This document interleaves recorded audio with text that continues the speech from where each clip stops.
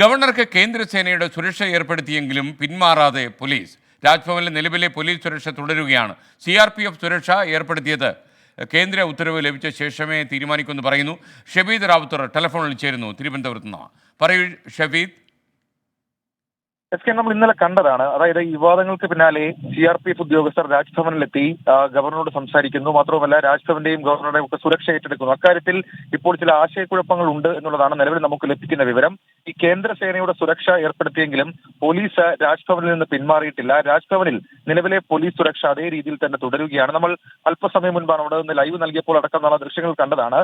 ഈ CRPF സുരക്ഷ ഏർപ്പെടുത്തിയിട്ടുള്ള കേന്ദ്ര ഉത്തരവ് ലഭിച്ച ശേഷം തുടർ തീരുമാനം മതി എന്നുള്ളതാണ് കേരള പോലീസിന്റെ ഇപ്പോഴത്തെ ഒരു നിലപാട്. ചീഫ് സെക്രട്ടറിക്കും DGPക്കും കേന്ദ്ര ആഭ്യന്തര മന്ത്രാലയത്തിൽ നിന്ന് ലഭിക്കേണ്ട ഉത്തരവ് ഇതുവരെ കിട്ടിയിട്ടില്ല.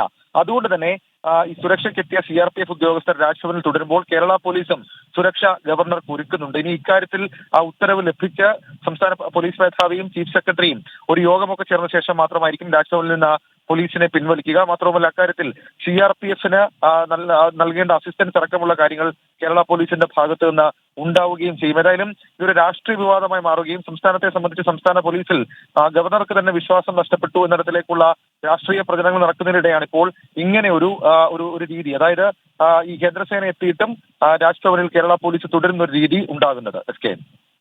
Thank you. ഷബീദ് റാവുത്തറാണ് ടെലിഫോണിൽ ഉണ്ടായിരുന്നത്.